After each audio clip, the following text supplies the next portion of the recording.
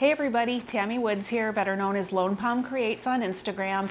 You can also find me at lonepalmcreates.com. Sean over at Crafted Elements sent me some of these new wooden birch blanks that he's making. You can find them at his website, craftedelements.com. They come in assorted shapes and sizes, and we're going to be making some amazing sunsets today. So let's get started. Okay, here we are getting ready, sanding and prepping the substrate. Give it a good sand on the side, get rid of all those rough edges. I like to go back and clean it with some alcohol afterwards, so you're not going to have dust in your final product. Make sure your surface is level. I've done projects where the design just kind of wants to slide over to the side. Not that it's not fixable, but again, make your life easier if you make sure you're nice and level. And I like to lay out my colors that my beach is going to be out first, out on a paper plate, pre-paint it. It gives you a good plan of where everything's going to go. Make sure you prime. I did not do that in these, and it's an important step. Do a prime layer.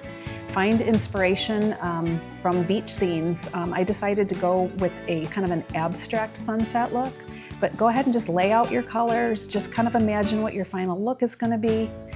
Tape the sides. This is going to make cleanup easier. It'll give you a nice clean edge. Get your resin mixed up.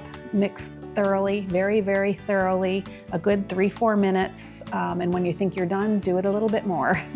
Then portion out your resin for your colorants. I'm using acrylic paints on this one. I just wanted the nice soft pastel look. You can use mica powders, you could use pigment paste, alcohol inks. The sky's the limit, really. Okay, go ahead and add some sand. I use a lot of sand in that, and then I also add a little of this diamond dust. It's an awesome product if you haven't used it. Just adds to a little bit more of a fantasy look. Lots of sparkle in that beach. Lay down the sand. You can go back afterwards and sprinkle a little bit more dry, just for a little bit more textured look. Just keep, the resin will absorb it, so go ahead and just keep sprinkling the sand. Okay, now we're gonna lay out the resin. Just kind of gently mix it together with your fingers. Don't overblend because you will turn it muddy. We're gonna lay our wave line. A coat of clear is good to ensure that that white will flow.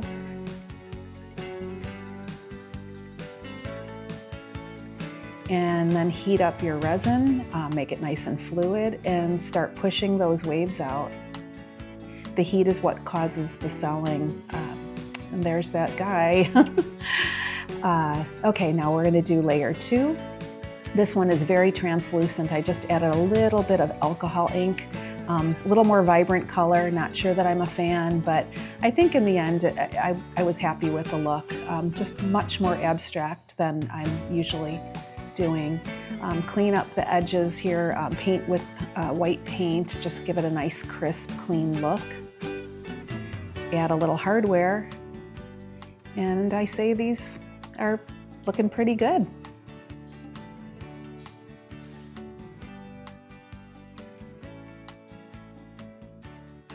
And we're back with some functional art for your wall. This dog bone with leash holder, this is going to have a hook added, and this is just wall art. In true Woody's Psychedelic Workshop fashion, I added the vibrant colors. Let us know in the comments below what you think, and if you'd like some of these for yourself, visit craftedelements.com.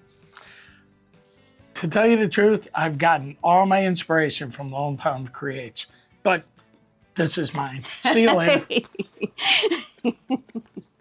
Does that all the time.